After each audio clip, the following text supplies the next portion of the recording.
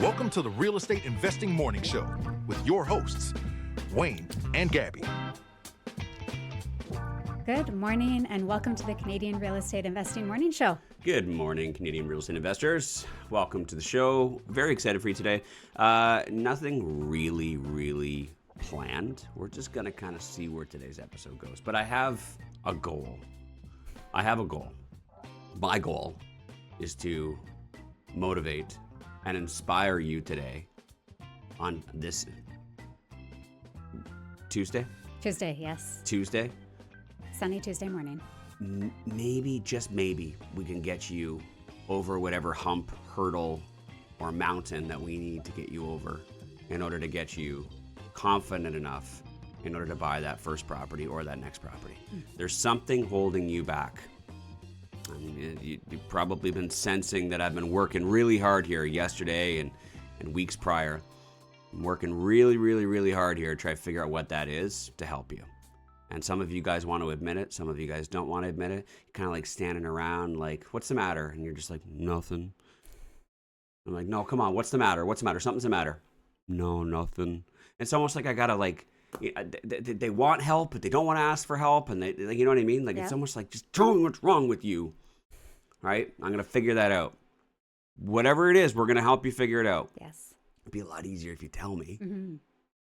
But if not, then I'm going to have to do the old-fashioned, workaround way and try and figure out what this is. But my goal is to help you figure that out. Whatever it is, whatever hurdle, whatever hump, whatever mountain you need to get over, we're going to help you get over that. We're going to give you that confidence and give you that clarity to go and take action. Because that's why you're here, right? You don't just listen to this just to listen to stats and bullshit, do you?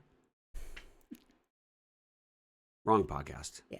There's like 2 or 3 others you can go listen to and you can sound smart and feel smart, hearing about all the different, things that are going on in the world. But this right here, we're talking about action right now. Yes, some of those things are important, but ultimately we're working on actually taking action and building out systems so that those things don't affect us. Yes. Right? Yeah. Has anyone figured this out yet? What this is all about? This is all very simple stuff. Yeah. I feel like this week is a lot of like reflection and like introspect. You know what I mean? Mm-hmm. Like really taking a look like, where are we? What's going on? Who are we? What are we going to do about it? Mm-hmm. I like it. That's my kind of week. I think they're getting weirded out because I haven't taken my eyes off them in a while. Yeah, you're just like, I am like, no, look, I'm not looking away. You can look away. I'm not looking away. We're going to figure this out. Yeah. Okay? That's what you came here for, right? You came here it. for free coaching? Let's do it. Yeah, Kirsten's here. She's ready. She says, good morning, friends. Devin's here, says, happy Tuesday. It is, and it's going to be a great day. I know it. It's going to be a great episode, too. I think so, too. Yeah, Carmen's here with us. She says, good morning. Chris says, oh, hello, everyone. And Manny's here with us as well. He just came in and said, good morning. If you are live with us, say hello so that we know you're here. Mm-hmm. We'd love to say hi back. Real quick, just some... You okay? Yeah, sorry. Hey, Josh. Just as I was... something in the back of my throat. Real quick before we dive into this, whatever it is that we're going to dive into. By the way, no script. Yes. Coming to you live. There is some date changes for some one of the upcoming events.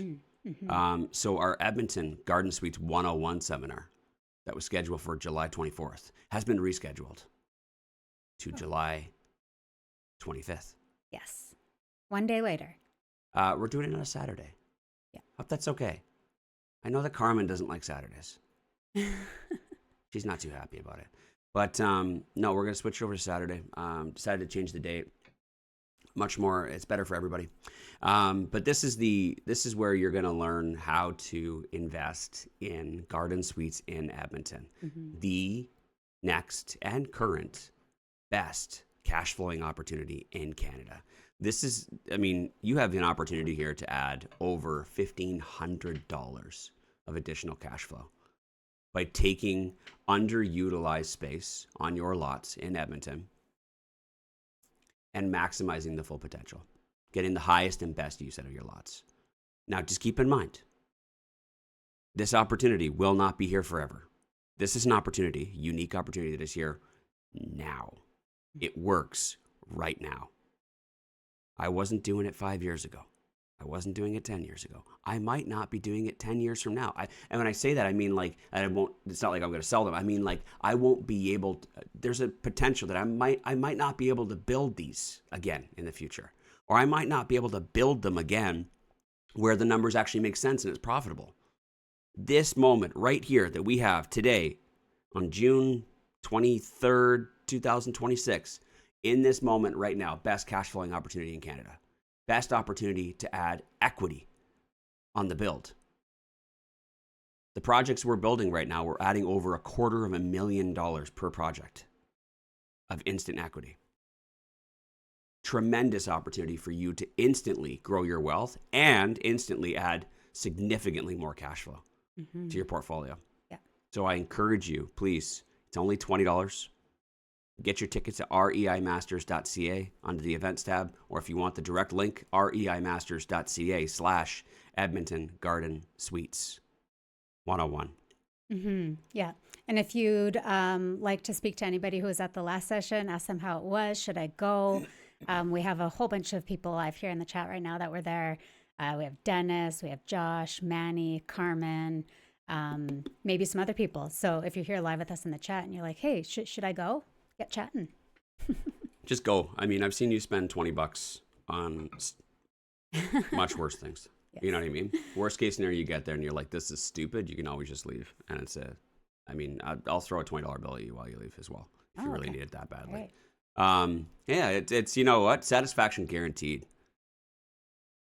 Property poppy approval. No, Love seriously. Love like it. it's if you are not convinced, if you're not convinced, just what I said right there in that moment, like for the last few like minute or so. I mean, I don't know how much more simple I can make things. So we're really, really looking forward to that. That's on July 25th. Is that 2 to 5 p.m.? Yeah, 2 to 5 p.m. 2 to 5 p.m. Saturday afternoon. All right, there's your opportunity. Edmonton Garden Suites Limited is going to be there as well. So the builders who are going to build it for you are going to be there. We're going to answer all your questions about how to, what to, where to, who to, why to, all of them, all the tutus. Okay, so Josh says that he heard about it at the last event and now he wants to see it. So how can people see the Garden Suites as well? Oh, we have another event coming up on August 22nd, I think. 22nd, the Edmonton REI Masters Edmonton Bus Tour. Yes. That's coming up on August 22nd. It's so far away that like I'm not really talking about it so much. Yes. But when you go to reimasters.ca and you click on the events tab, you're going to see both of those there. Yeah. And I'm trying not to overdo it because if I overdo it, then everybody's going to get their tickets for that and it's going to be sold out like 2 months in advance. So I'm telling the people that I like, that's you guys. Our best. Telling the people that I like first, so that way you guys get an opportunity to get tickets, because that thing just sells out so quickly. But that's your opportunity to actually go see it in person. But for God's sakes, don't wait till August 22nd. You have any idea? Like, there's so many people that are planning to build these right now. It's in the works. If you wait till August just to be like, I think this is something that I want to do, like you're missing. You'll still do okay. But I'm just saying, every day you wait, you're missing opportunities. Every day you wait, you're missing out on opportunities. Things change. Circumstances change. The market changes. Get it while it's hot. Get it while it works. Because if you wait any longer, the circumstances change. It might not work anymore. That is so incredibly reckless. So reckless. Your future. I mean, why are you doing this? You're doing this for your future, right? You're doing this to create a better life. For you, for your family, people you love and care about. Please don't wait. Got questions? Put your questions in here. Come on out on July 25th, and we'll take good care of you. We'll make sure you get all the information that you need in order to feel confident making that decision. Okay, we are live on YouTube right now, as we do every weekday morning at 7 a.m. Who do we got joining us? Let's see here. We have now the chat's getting a little rowdy. It's not rowdy. It's just wow. Yes, as I mentioned, we have Kirsten here and Devin. We have Carmen, Chris, Manny, Josh, Dennis. Dennis is with us.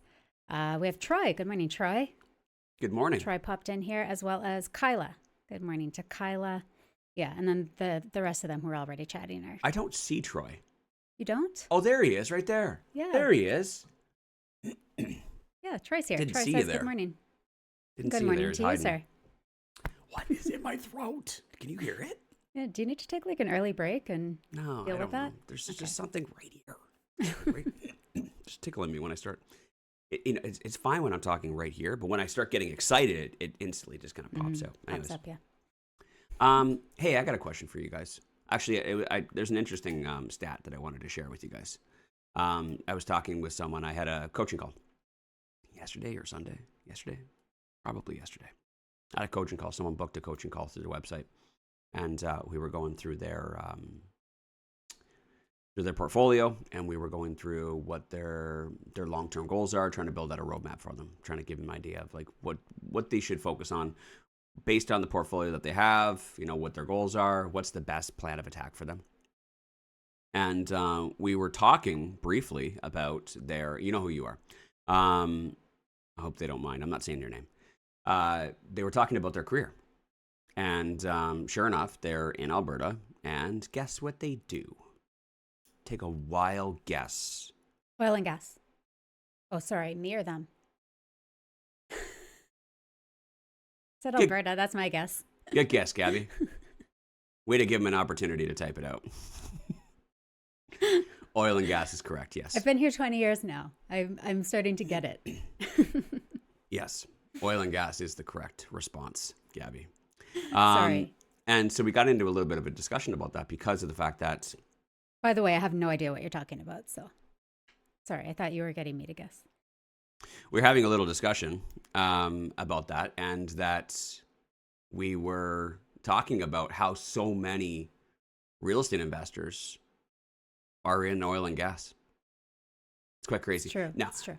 There's also a ton of people, the second, or I say the number one job, career that I find that most real estate investors come from or are in is healthcare. Nurses. Yeah. We don't even have to talk about this. Yeah. Just whenever you're about to say it, just count to 3. Okay. Like when you're trying to figure out how far away the lightning is. Yeah. 1 Mississippi, 2 Mississippi. Thank you.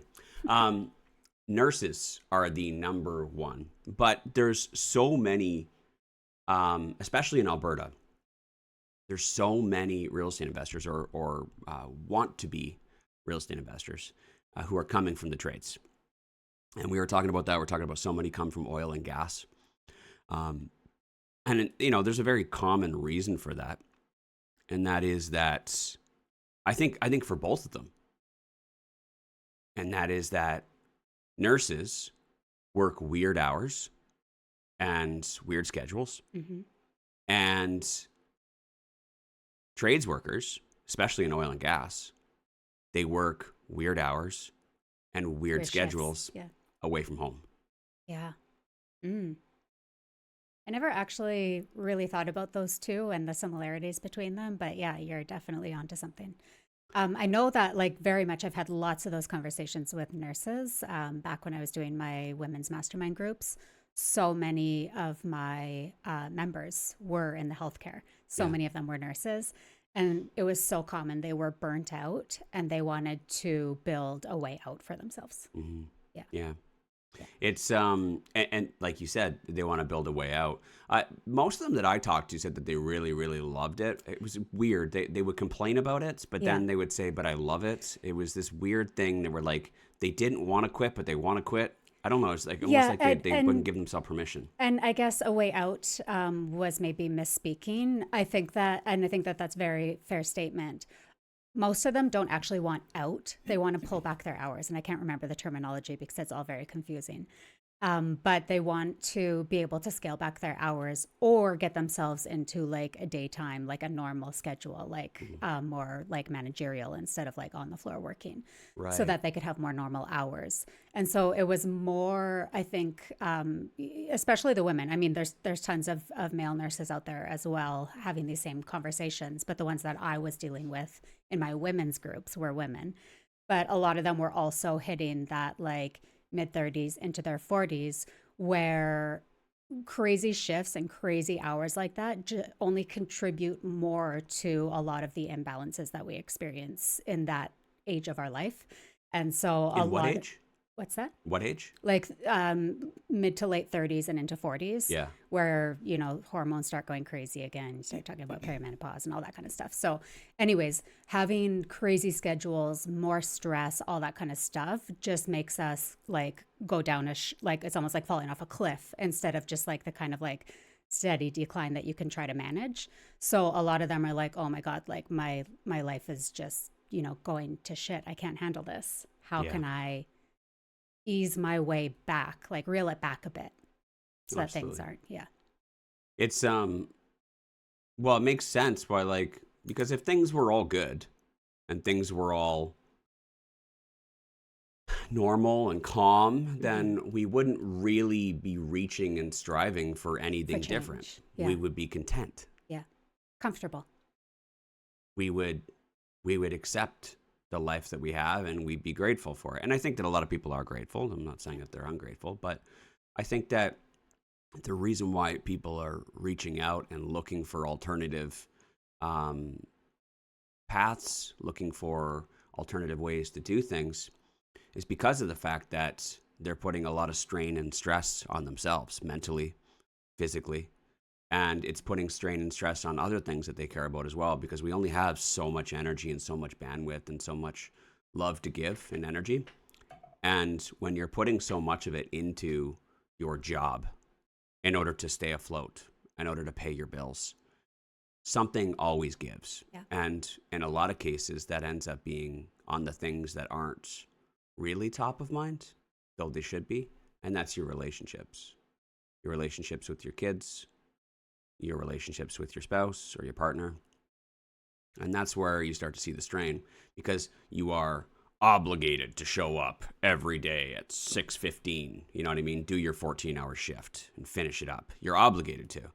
You're not obligated to be a good wife. You're not obligated to be a good husband. You're not obligated to be a good parent. You know what I mean? Because there's consequences to not showing up at 6:15. There's consequences to not doing what you're supposed to do. You could lose your job. And you know that the repercussions of that and the consequences of that are significantly worse. So what you do is you're like, no, I don't have time for this right now. I need to get out the door right now. No, I don't want to talk about this. I had a long day, right?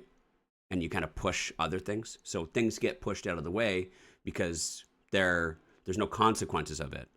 But you don't realize that the consequences start to add up as time goes by.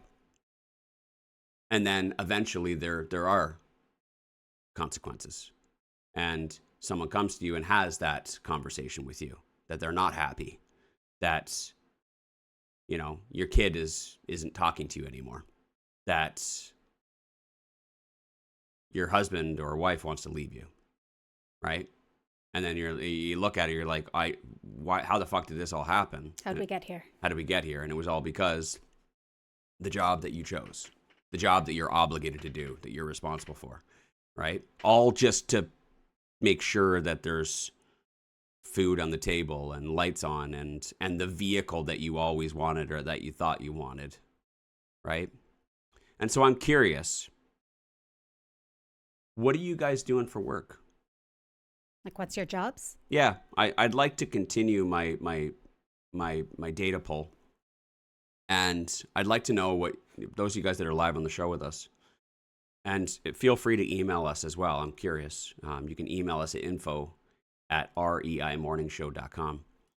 Let me know what it is that you do for work, and let me know your feelings around it. I'd like to know what it is that you do, what you're obligated to do in order to keep the lights on, in order to stay afloat, in order to keep food in your mouth and in your family's mouth. All right? I'd like to know what that is, and I'd like to know be honest, is any of this getting in the way of you living the life that you want to live, or being the type of person that you want to be, or having the type of relationships that you want to have? Let me know in the chat. We're going to take a quick little commercial break. When we come back, we'll dive into it a little bit more. Real estate investors need to treat debt differently than homeowners, and at Kirkland & Brennan Mortgage Group, we understand that. For the last 11 years, we've helped real estate investors plan and build their portfolios. We understand how to help you avoid fees, penalties, getting yourself stuck, and making sure that the deal you're doing today doesn't stop the deal you want to do tomorrow. You can reach out to Keaton, Keaton, at kbmortgages.ca. Put plan in the subject line and we'll help you build a plan and then realize it for your real estate goals. We also coordinate with the other professionals like your accountant, lawyer, realtor, and we will help you build your portfolio. So reach out. We'll do our best to help. Thanks, guys. You've got showings, lease signings, suite renos, condo board meetings, credit checks, mortgage financing, and every so often the tenant clogs the sink because they shoved macaroni down there. Stop. Breathe. Leave the bookkeeping to Fingo. Fingo is specialized real estate bookkeeping by real estate investors with tailored services for maximum returns. Save time. Enhance your returns. Claim the plumbing repair for that ridiculous macaroni fiasco. Book your free consultation at fingo.com. Summer. While everyone's getting distracted, this is when the market gets quiet. Not because the opportunities disappear, but because the people do. Vacations, long weekends, these are the distractions I'm talking about. And that's exactly when serious investors make their moves. At Calvin Realty, this is one of our favorite windows. Less competition, more flexibility, and sellers who are actually open to negotiating. While everyone else is stepping away, we're stepping in. If you're looking to buy right, not just buy fast, this is your edge. Calvin Realty. Opportunity doesn't take time off. Sure don't. And we're back. Okay, so there's lots of comments coming in, which is great. Carmen starts off by saying, shh. Oh, I thought you read what I read? No, I didn't, but I know where you're going with that. Okay. She says shift work is brutal on your body as well. I thought she said shit work is brutal on your body. Yeah, shit work is. You know what? This weekend at the soccer tournament, I had to use one of the outhouses, and I thought to myself, you're thinking of the shitters. I thought to myself, I'm really glad my job isn't to suck these things out. You know, shit suckers. I forgot about the shit suckers of the world. We haven't had a shit sucker join our mentorship program yet. We have not had a shit sucker join. Didn't somebody that joins us live say that it was like their high school job or something like that? I can't remember. There was something there. Yeah. I do not recall. Well, if they do, then you need to join the REM Masters Mentorship Program. Absolutely. Just to even things out. Now we can say, you'll get famous just off of that alone. Okay, so we have Manny who says he's in oil and gas. Oh, yeah, that's right. Just had a quick question. Was Leo here yesterday? No, Leo was not here yesterday. Leo is here today. Yes. We saw Leo. We saw Leo on the weekend. Yeah, wasn't that cool? Yeah, very cool. I love randomly running into people. Like, when you said hi, I was like, what? Like, it took me several seconds to connect what was happening. Okay, so we'll get back to the show in a second. But Leo came in the door, and it was really bright. And so it was really dark. We were in a barbecue smokehouse, and it was really dark inside, and it's like, very rustic and, very, wood and meat and very much dark music and dark everything. And then, so you open up, the door is there, and then it's really bright outside. And Leo came in with just this. Did he look like an angel? He did. He had an aura. And the aura was around him. And he looked very... And he's got that great hair, too. He looked so angelic. You know what I mean? Like, I heard angels. I heard angels ever so slightly. And, that's why it was hard to miss him. Love it. Hard to miss him. But anyways, it was good to see you. Yes. Okay, so we got Manny in oil and gas. We have Josh, banker and HR professional. Mm-hmm. Okay. Kyla, real estate agent, hairdresser, and investor. Love it. So one from the trade so far. We have Troy, instrumentation electrician. Yeah. And he says, love it, but it's not always consistent. Real estate stabilizes the finances. Kirsten, no job here. Just have my real estate and businesses. Awesome. Darcy says, I'm Darcy, and I'm a registered nurse. There you are. Also says, I bought my first investment property last year. I'm transitioning to retirement in 7 years. Okay. And being a property investor is how I want to spend my retirement. I love it. Very cool. I love it. Okay. Francis, mining. Yep.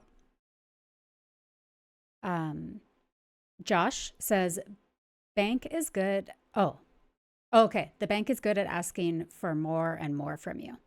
Oh, okay. Okay. Carmen, commercial insurance underwriter and real estate investor. I don't know I if didn't I know knew that. that. I don't know if I knew that. I didn't know that. I learned something today. Yeah. Good to get to know you more, Carmen. Let's see here. Good morning, Stuart. I love Stuart comes in and says, "Morning, plebs." I love the fact that he used the term plebs. Plebs is just one of those just terms that nobody uses anymore. And I throw it in every now and then, but nobody has any idea what I'm talking about. So I love. I think you are the only other person that I've ever really heard say that. That's hilarious.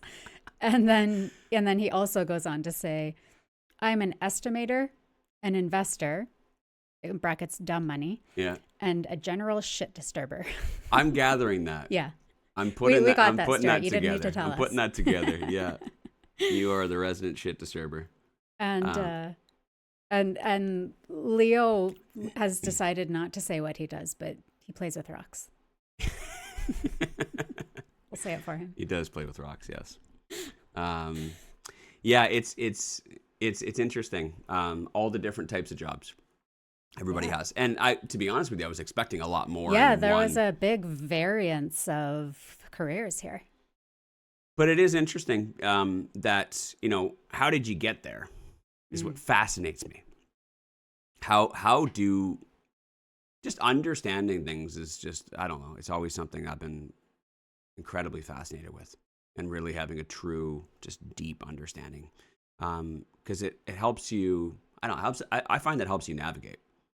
And one thing I've always been fascinated about is that how do people get to where they are and who they become? You know what I mean? Yeah. Because life doesn't really have a rule book. Mm-hmm. I mean, there are rules more or less. There's bylaws. There's laws. You know what I mean? There's some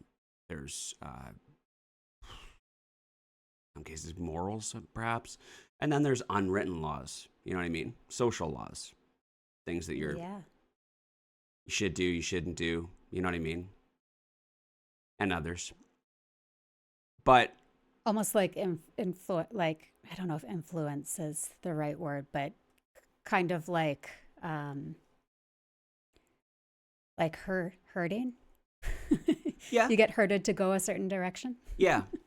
Well, and so what I was getting at was that there are no real rules. There's no. You think about like what does the system like? How do we get to where we are? We grow up. We're born. And our parents raise us, and the norm and the requirement, as far as I understand, is that once a kid becomes a certain age, they're supposed to get a certain education. I don't know the rules around it. You know a little bit more now that our kids homeschooled. Like, I don't know. Real quick, what are the rules? Like, do kids have to go to school? In some capacity, yes. Either, go to school or, get into a system where, somebody from the government checks in and makes sure that you're getting a minimum education. But it's a requirement? Or you can also say, no, nobody's going to check in on me. I'm going to do my own thing, but I am taking responsibility for my child's future and their education. But So it's almost like putting, it's just a check of a box, but it's almost like saying, like, I do swear I will educate my child. Not the government's fault. Not the government's fault if okay. Yeah, whatever happens. It's interesting. And so why don't people not why do kids go to school more? Babysitting. Ah. So that they can go to their job and make money. Interesting. So Right? if everybody has to go to work because they all have a job that they need in order to pay the bills, that means who's going to watch my kids? You can't leave them on the farm to tend to the chickens like we used to.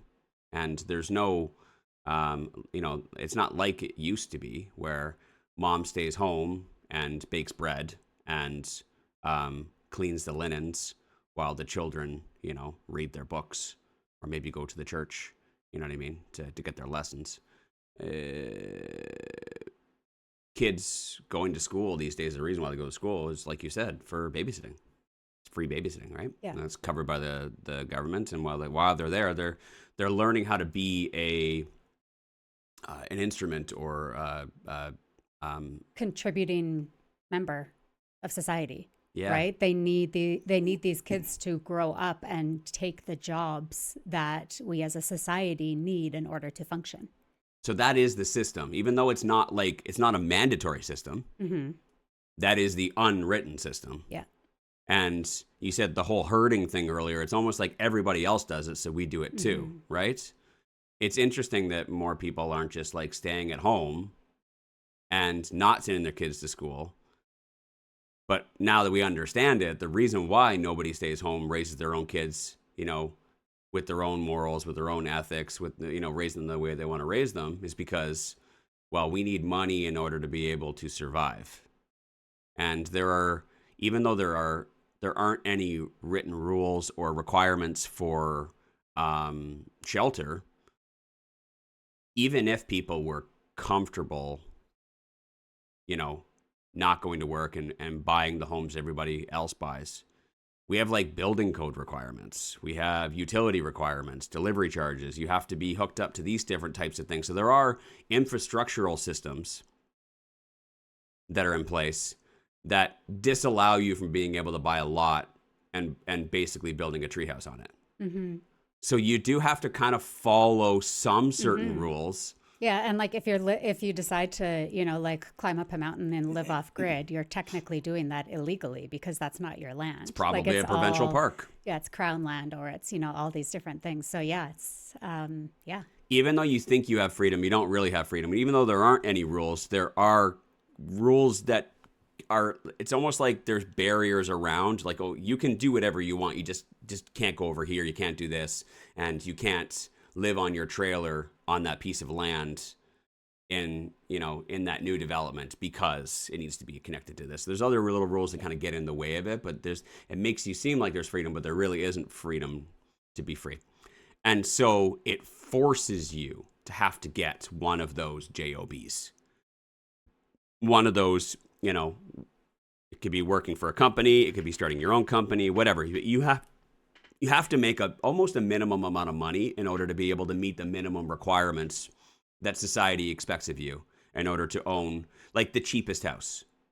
You know what I mean? The cheapest house in your city is $300,000. You can either rent it for $2,200 or you can buy it and pay $1,900. But then you're responsible for all the repairs and maintenance and upkeep. And then you're responsible for making sure that you have utilities set up to it, right? And then your responsibility to make sure that you pay insurance on it because your lender, because you got a mortgage on it, your lender requires insurance. But then you're also responsible for paying taxes on the property as well because you own that property.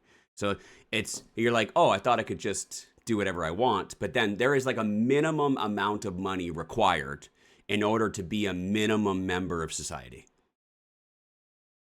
It's interesting. There's no real rules, but there are rules unless you want to live on a street corner. There's just one or the other. Or perhaps you're like, okay, screw it. I'm just going to live in the minimum housing, most affordable housing I can possibly find was a 1-bedroom apartment. And you're going to rent it. But your 3 kids, you're not approved for that lease because they don't allow that many people because it's actually minimum housing and health requirements requires that there needs to be X amount of space in every room for a certain amount of people. So even that little bylaw rule disallows you from even just being able to have the cheapest. So if you plan on having kids, if you have kids, there's a minimum amount of money that you need. I know it's a real estate podcast, but like I'm really just pulling back all the layers here just to kind of see and show you who we are and why we are and why we do the things we do. Because no one's telling us to do anything. We tend to follow the herd, you know what I mean? And we tend to just go with the flow of what everybody else does, and we don't really understand why. Yeah, you know what it's I mean? like, oh, we're supposed to do this next. Oh, we do this next. Oh, okay. Now I'm in my 20s. I'm supposed to have a baby. You know what I mean? Like it's this order that who created it. But nobody ever asked why. Yeah. Nobody ever asked why. And oh, I'm 30 now. I think I'm getting too old to have babies. Like it's all very bizarre. And I think that, a lot more people are becoming a lot more knowledgeable now with the access to the access to information. Yeah. You know what I mean? The information age is just been completely blown up now where you can literally ask anything and you can understand anything within minutes. You can have a conversation with artificial intelligence and it'll literally teach you how to do open heart surgery. You know what I mean? Like you can challenge the norms. You can challenge what we think we know, right? However, there is a minimum threshold. There is a minimum requirement in order to survive. There's a minimum, member of society. And to be honest with you, I don't know what that number is yet. I'd love to figure it out one day, and I will. But I would say the minimum would be probably $50,000 a year. To be able to have shelter and... to make sure that everything is paid that you're required to pay. A lot of people make less than $50,000 a year, but then again, they just go into debt. Or they have some sort of a government assistant program that's topping them off. I was going to say there's lots of people that make a lot less than $50,000, but you're absolutely right. It's through assistance and programs, and it's the Canadian Tire credit card that they got on the way in. Mm-hmm. You know what I mean? It's racking that up. It's borrowing, it's debt, it's payday money loans, and then it's government, insurance programs and things like that. So I would say minimum, I think you need $50,000 to be a minimum member of society or a minimum member of society. And then so just understanding that alone is incredibly powerful, because think about it, like you're just like figuring yourself out, in high school. You just got through the worst part of puberty. You know what I mean? You just spent 3 years, really getting to know yourself. High school, that's when kissing and fornicating and all those things start coming into the equation. You know what I mean? And you're really like, you've never been that vulnerable before. High school, you walk into the doors of high school, grade 9. It's like everything changes. Everyone is like so much more mature there, and you're the least mature, and then all these things are changing, and everybody's kissing, and everybody's fornicating, and you're still getting to know yourself, and your body's changing, and all this fucking shit. I know this has nothing to do with real estate investing, but I really just want to draw a really clear picture of what's going on and why you are in such a vulnerable space at that time between the ages of like 13 to 18. And you're just getting shit figured out at 17. You're going from grade 11 into grade 12, and you're like, fuck, I'm finally the most mature person around here. You know what I mean? I'm on the football team, or I'm on, I'm in the curling team. I don't know, whatever. But like I've got a little bit of popularity. I've figured out this 4 years. It took me a while to figure this place out, and now new people are coming in, and I'm, the top, player around here. I'm the hot shot. And around that time, late grade 11 and into grade 12, they start talking about, okay, now you need to go see the guidance counselor. Like, okay, cool. Fucking, that guy, or I'm that girl, and whatever. Like, and I'm happy, but still, there's still a bit of awkwardness going on, and you're still trying to figure yourself out. Maybe a few breakups and things like that. Just a whole lot of emotions, a whole lot of puberty, hormones, and shit like that going on. What was this? Body. It was the body. There's a table in the way. I can't. Okay. Like, what do you want? And then you step into this room and you're not taking it seriously, and they're like, okay, what do you want to do with your life? And I mean, pray to God, hope to God, you've actually been finishing your homework the last 3 years and you weren't heavily distracted by all the other things that are going on. If you weren't getting distracted by boys and girls, and you're probably getting distracted by the sports and the friends and things like that, pray to God you actually did your homework. And most of the people that do their homework don't have a whole lot of friends. You're probably missing out on some of those cool opportunities and those friends. You know what I mean? Some people do, some people don't. I'm just saying, more or less, a lot of people, they go and they spend time with their friends because that's the most important thing, because everything is awkward and everything is, we're all insecure and things like that. And pray to God you actually did your homework, because when you go and have that conversation with the guidance counselor, just at that point, they finally say, what do you want to do with your life? And you're like, I don't know. And they say, okay, let's look at your grades.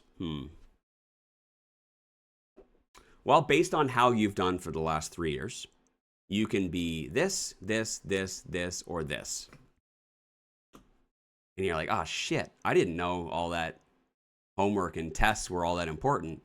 Yeah. So in order to be accepted into any of these programs that you want to get into, you need that six needs to turn into an 8.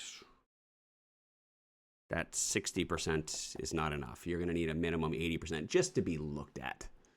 Right. So you're looking at this, and this. And you're, at that point, even in grade 11, grade 12, you still don't give a shit. You don't realize. You think you have more time. So you continue doing what you're doing. Some people, they kind of turn it around if they're responsible and mature, or if they've got parents that like to give them a good whooping. Some parents will turn them around and be like, you're going to go and you're going to summer school and you're going to fix your grades and you're going to get your shit right. Right. Other people just be like, well, fuck, I already fucked it up. I'm just going to, whatever. I'll figure it out. I'll get a job in my dad's business. I'll take over the family business, whatever. Right. And that's how it all plays out. And that's how people get their jobs. And I told Gabby I might be talking about jobs today. And she's like, don't insult anyone's jobs. So I don't want to use any of the jobs that came up. And there's a lot of good jobs that I probably would have used as an example. That might sound insulting. But I'm pretty sure a lot of people didn't go to school for a lot of the jobs that were listed. Yeah. Well, in the comments there. Yeah.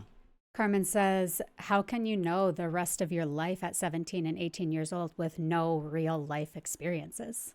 Carmen, I'm just going to use you as an example, and please, for the love of God, don't take this personally. Well, she also earlier said that I was tricked and lied to. Sure, insurance is a great job. Nope. Well, I don't think that you chose at 17 that you wanted to be a commercial insurance. What's the term? Underwriter. Broker. Underwriter? Yeah. I don't think you chose that. I think that an opportunity presented in that itself. direction. Yeah. An opportunity presented itself where it's like, okay, this is what it is, and this is what it's going to pay. Okay, cool. That checks the boxes for me in this particular moment. But I don't think that she grew up, dreaming, looking up at the stars, thinking about doing that. I don't think that that's what she had her envisioned for her life, right? Has she been given the opportunity, to wish upon a star when she was a little girl, right? I just don't think that was it. So you probably took that because it was an opportunity that presented itself, and it was a seamless, frictionless, path where like, okay, you can have this. All you got to do is just show up. Okay, cool, right? And so a lot of the, people that are here and a lot of everybody else is listening to, you all just kind of fell into your jobs. What happened was you graduated high school and then you were told you got to figure it out. You got to apply or you need to go figure shit out. Because here's the deal. As soon as you leave the doors of that high school, unless, of course, your parents allow you to stay in the basement, instantly, even though they don't say it, nobody's there, guarding the door. As soon as you walk out, you need a minimum $50,000 a year in order to survive. To be a minimum member of society. Instantly. And you're like, oh yeah, I made $20,000. I survived. Yeah, you survived, but you probably racked up a lot of debt and you probably had government programs you were leaning on. But it's probably somewhere in the range of about $50,000. So instantly you're like, you can kind of get away with it for a bit, but what's going to end up happening is eventually you're going to have to make a decision. And in that moment, you made a decision. And in that moment, you decided, okay, that one, whatever was the easiest. I like dogs. I'm gonna do something with dogs. My friend, he's, my friend's older brother. He's a carpenter. He's always driving around in his cool truck, and he's always got money. He's always buying us beer. I'll be a carpenter. Hey man, can you get me a job?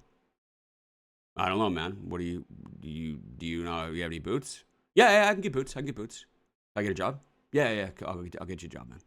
Okay, cool. And then they become a carpenter, and then that's literally their life forever. You know what I mean? Yeah. That's it. Or maybe like they try some things out, and then they're talking to people, and then they're talking to their cousin at a family reunion or dinner or Easter or something like that, and they're like, I took this 3-week course, and it's cost a few $1,000s. So like I'd talk to maybe your dad or whatever, or maybe you can get like a credit card. That's what I did.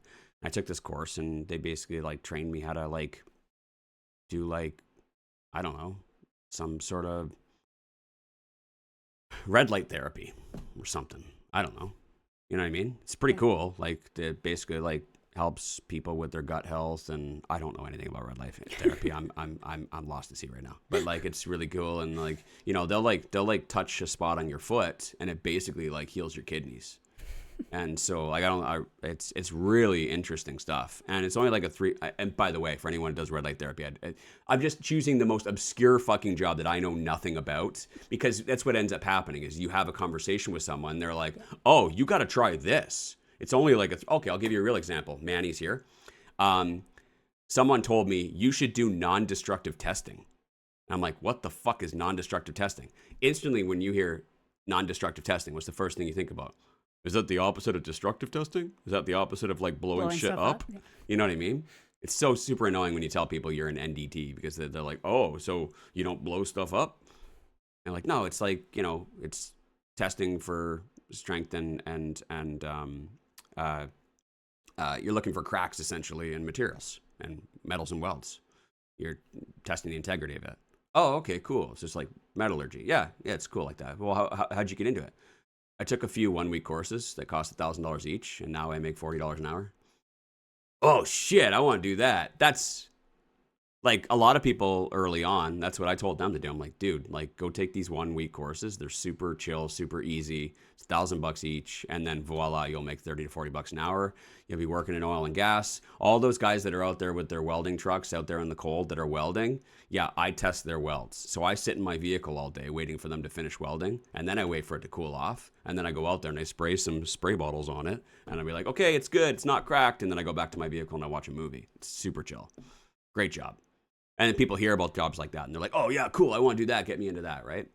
Mm-hmm. But otherwise, I mean, like, more or less, that's life in a fucking nutshell.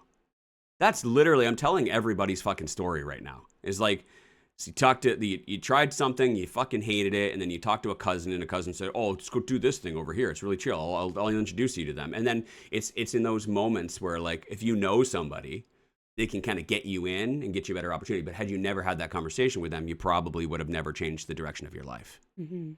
Right? If you know somebody, if you have an in, you can kind of get in, because we always take the path of least resistance. But we haven't really most people have never made a big decision in their life since they were 17 or 18 years old. It was in that moment that you walked out the doors and then you had to make a decision. You're like, this. And then now you are, sorry again, Carmen. I'm Carmen. I am the commercial insurance underwriter. That's it. Now, Carmen's made some other decisions in her life, and she's changing the course of it. And she also said she's an investor, which is very, very important. And I saw a few people also say, and a real estate investor, because they've made a decision in their life again. And this is what I wanted to get to, is that, like, most of us make our decisions early on in life, and they never change anything ever again. But there's some of us that reach a point in our life, and this is another thing I'm fascinated with. There's a certain point in our life where we say, I want more. This is not who I want to be for the rest of my life. This is not how I identify. And I'm going to do something different. I'm going to make another big decision in my life. Yeah. Well, Wayne, I think that the older that you get, the harder it gets to actually make a big change like that. Because the older that you get, the more responsibility you have, right? The older you get, maybe you do get married in your 20s and now you have someone else to think about and to provide for. Maybe you then have kids. Now you have a spouse and children to think about. So those big changes, those big decisions become much harder to make because it seems like a bigger risk. When you're young and you're single and it's like you can live out of a van on a beach and eat ramen, on your little stovetop cooker thing that, gets plugged into the car outlet. But you're not going to do that with a wife and kids, right? Or a husband and kids. It's impossible. You can't choose to move across the country to a different city. You can't move to another country altogether. You can't, downsize to one bedroom. Like I said earlier, once you have kids, or even once you're in a relationship, it's not just you making the decision. It's somebody else making the decision as well. It's a collaboration. But then again, like, you feel almost an obligation to provide a decent life for your kids. You know what I mean? And the minimum things that they ask for. And it takes that $50,000 a year up to $150,000 a year, and you get trapped. You find a solution. You find a way in order to make that $150,000 a year work, right? You always thought that, and this might, it makes sense for a family, one adult to be at home every day. It makes sense for one adult to make sure that they are taking care of the family. That's just my personal belief. Whether it be a male or a female or whatever, doesn't matter. Whatever the dynamic. I believe that there should be one person helping take care of the family or responsible for the family. They can still have their own life and their own dreams and their own things that they're passionate about and their own worth. But one parent, in my opinion, needs to keep an eye on the family while one of them is supporting. Otherwise, what ends up happening is both are supporting and then no one is keeping an eye on raising the children. And it's hard. I mean, and there's a lot of like social, disagreements around this topic. And I'm not trying to offend anyone, but at the end of the day, as parents, we have a responsibility to make sure that our kids are taken care of. And if somebody has to make that $150,000 a year in order to make sure that the lights can stay on and they can have all the things that they need, there's just not enough money to be made. And if one person is doing it, then it means the other person naturally has to. Because I don't think that the one provider can do it and also, be there literally all the time. So what I'm getting at, though, is that because of that, most people would want to have one parent at home, making sure that the kids are taken care of, especially in the early years development. But unfortunately, there are not many jobs in Canada that will give you $150,000 a year where you can be home every night. Mm-hmm. And this is why we have so many nurses and trades workers, because they're working those long hours to make that extra money. Why we have so many people working out of town, so they can make $150,000 to $200,000 a year, but then they're never around, and they never develop that relationship with their kids, all so that one parent can stay home, right? Yeah.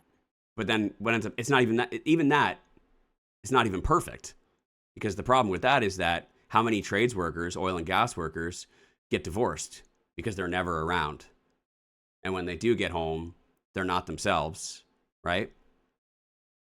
And they're constantly under stress and strain in their relationships because they're not around, and they want them more around, and they want to be more around, right? As I paint this picture for you of the reality of society and the reality of us as humans in North America, as an example, you're going to realize that the whole system that doesn't really exist but exists is completely flawed. We're all set up for failure. And we're all literally following the herd. We are literally just cows pushed up against each other. We don't know where we're going. We don't know why we're being pushed from behind, and we're just kind of going in a certain direction. And even though it's not written and it's not, you have to, it's almost, you feel obligated to, because you're just like, okay, I'm still trying to figure this shit out. And like, I just finished puberty. Like, what the shit? And then something is just pushing you. And you just keep getting pushed and pushed and pushed and pushed in a direction. And then, you're 50, 60 before you realize, what the fuck? Why is this normal? Why is everybody doing it, and why is nobody questioning it? Why isn't anyone questioning this? There's lots of people complaining because they don't like it, but there's nobody questioning it and actually trying to figure it out. And I was blessed at an early age that I was always the type of person that was curious and that wanted to understand things. And because of that, I went down a path and I did seek out to understand. And I figured it out, more or less. But at an early enough point in my life, which I'm very grateful for, whoever the fuck influenced or led me to that. Yeah. I'm grateful the fact that I did realize that I understood that was a direction that I was being pushed into by some unknown force. And I didn't want that. And so I started making micro decisions every day in order to change the trajectory of where I was going, to basically set my own course, to set our own course. And we started making these little decisions over and over again. We're going to try this. We're going to try this. We're going to try this.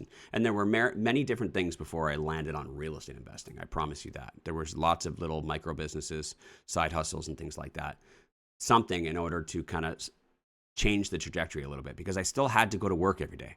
I still had to be a minimum member of society. I still had to pay the property taxes or the rent. I still had to pay the insurance. I still had to pay for the gas in order to get to said job, right? I had to pay for the vehicle. I had to pay for the food. I had to pay for all these things that, even though I shouldn't have to, but I do, because if you want to be a minimum member of society, you have to.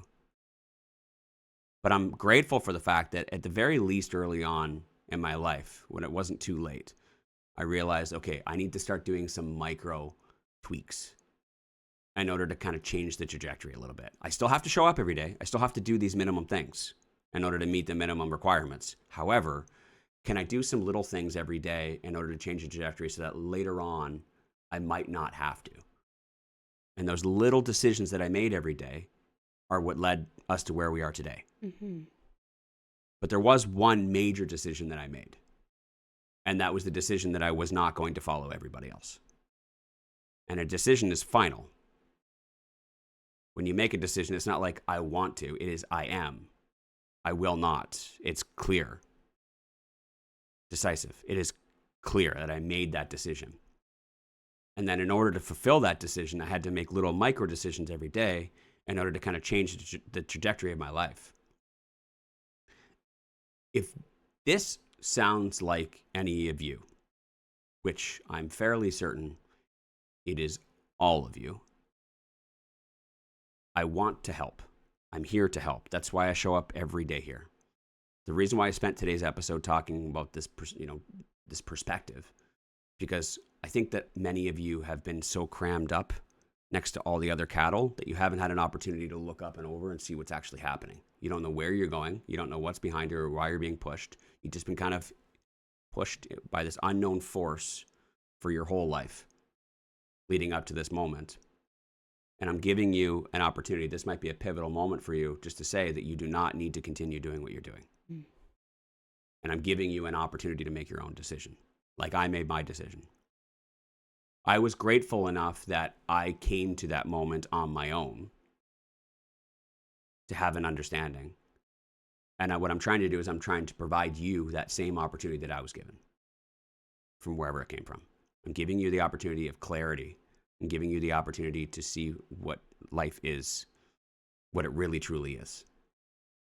And for you to know that you do not have to stay in and follow the herd like everybody else. You can choose to not live that life. You can choose to live a different type of life. And all you have to do is just decide. It has to be fucking powerful. It's not a I want to. It is I will. And I'm not saying that loosely. I'm dead fucking serious about that. You have to really say I am and I will. You have to mean it. Otherwise, you'll just follow the herd. There's lots of people saying I want something more. There's lots of cattle saying I want something more, but then they never do anything about it. As long as you are clear and decisive about it and you mean it, then every day you'll be willing to do the little things that you need to do in order to slowly change the trajectory of your life. It's not going to happen overnight. Yeah. But if you're tiptoeing out of the comfort zone, it's almost like this episode should have been yesterday, and yesterday should have been the next one. For sure. And you can go back and listen to yesterday's episode. Yeah. Maybe it'll provide a little bit more context. But ultimately, it's going to give you the strength and the courage to be able to do the little things every day. But if you don't have a strong enough why, which is that decision that you made, then you're not going to do the little things every day consistently. Mm-hmm. Because it's not going to be an overnight thing. You're going to have to do little uncomfortable things consistently every single day for about 10 to 15 years. That's a lot of days.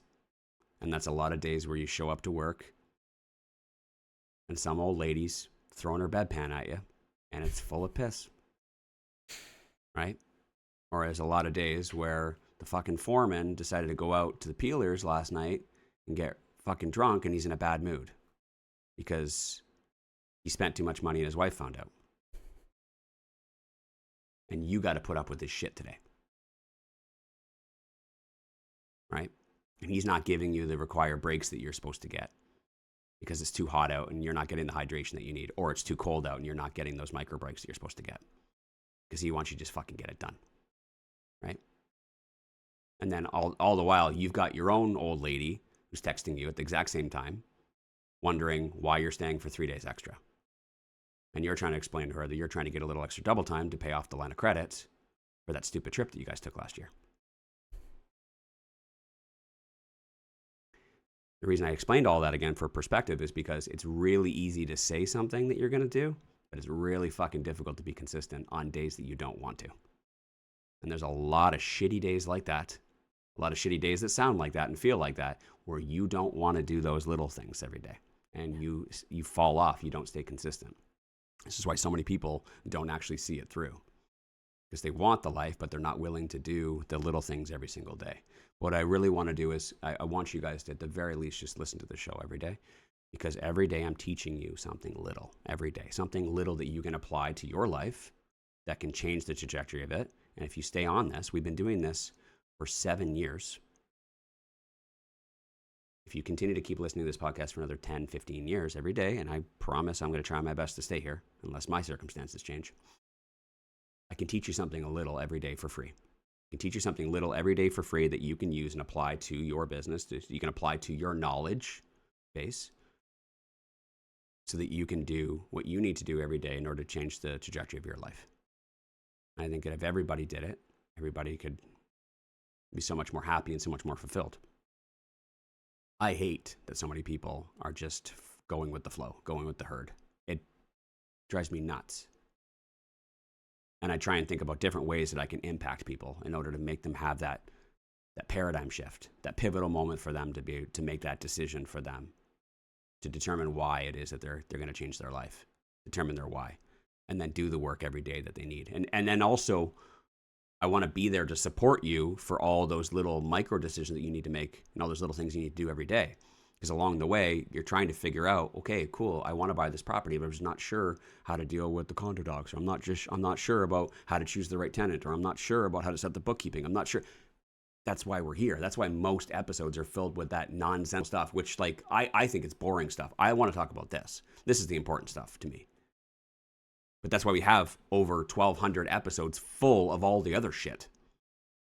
Choosing tenants, flooding basements, all the other bullshit, insurance, all those other things you got to deal with. That stuff is like so minimal to me. I think the most important thing is making that fucking decision and sticking to it.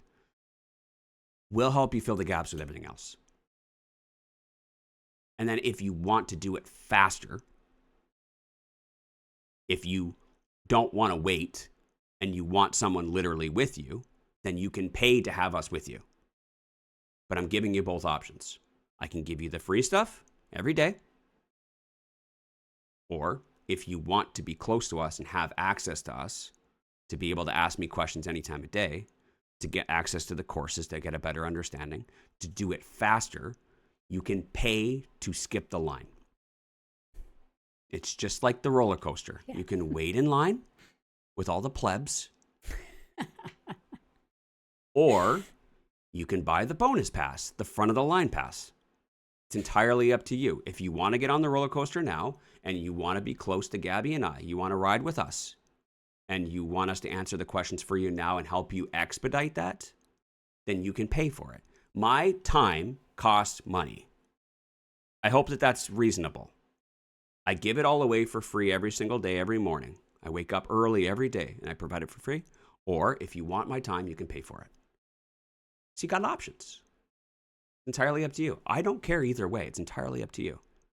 But if you want to pay for it, we can help you expedite it.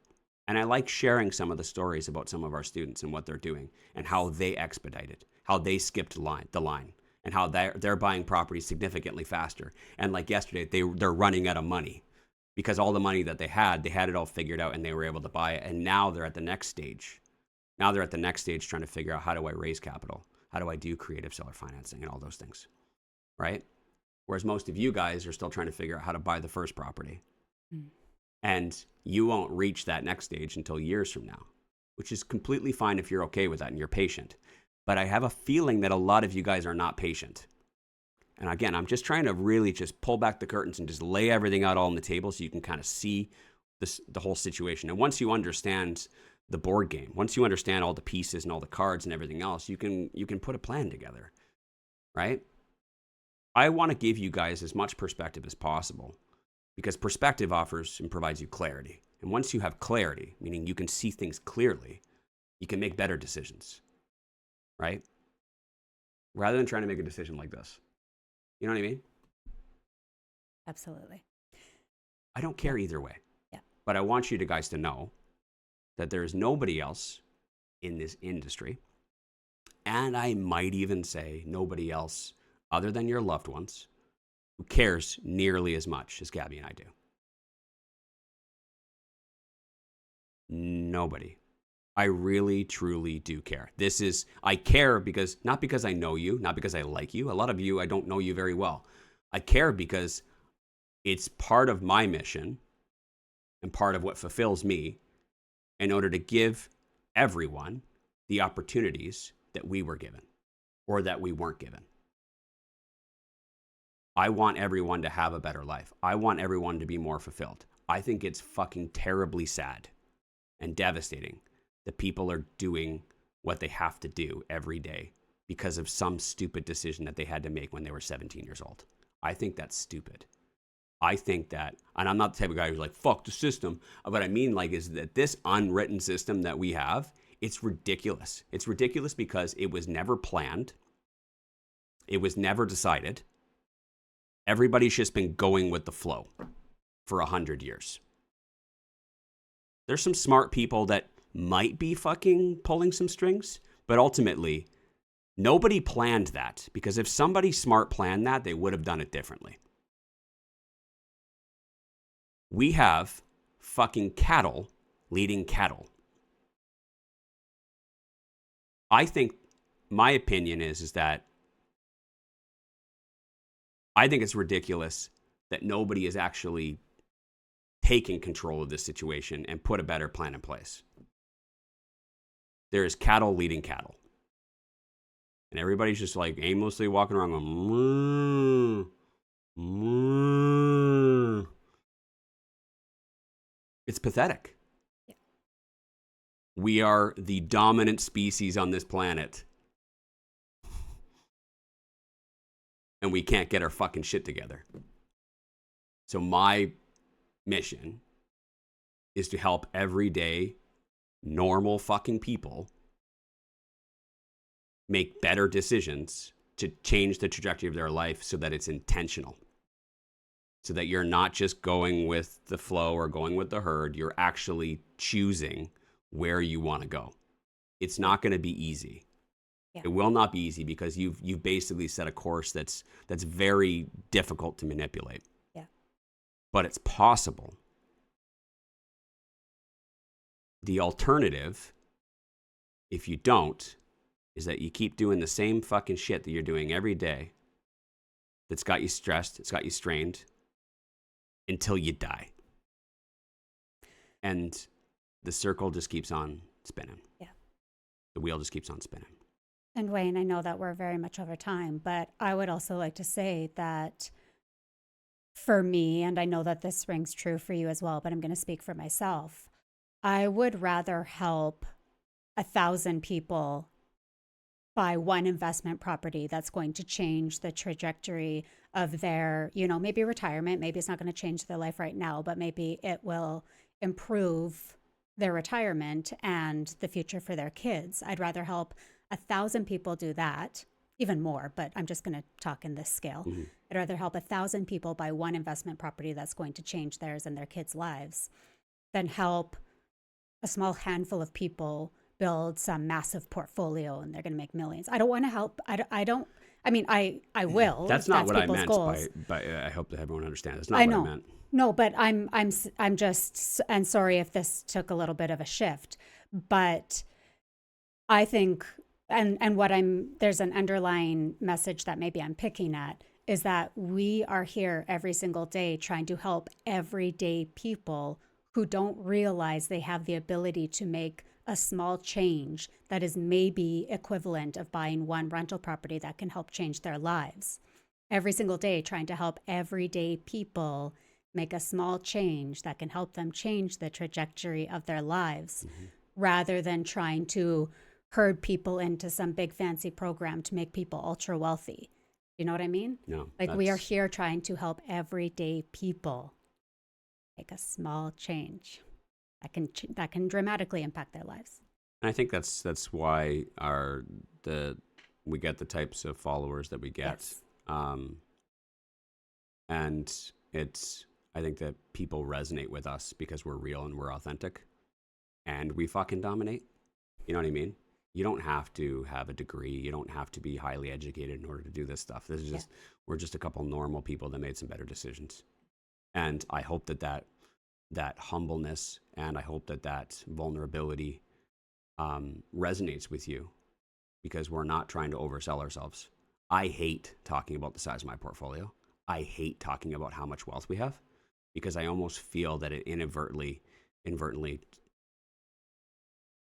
discourages people to almost feel like, oh, I could never do that. Right? I would much rather just be like, I own one property and you can do it too. Yes. You know what I mean? Or like, oh, wow, he did it. I can do that. Right? Kind of like that cousin I was talking about earlier. Cousin's like, dude, just do this like 1 week course. It's like cost $1,000 and like literally, you know, I learned about fucking lasers and shit on your toes, and it solves kidney stones. I don't know. You know what I mean? Again, I'm not shitting on that industry. What I'm saying is that that's something I don't understand, and I know a lot of people don't understand. But it's like someone comes along and just says, dude, just do this. It's so super simple. I feel like it feels more achievable. It sounds more doable, right?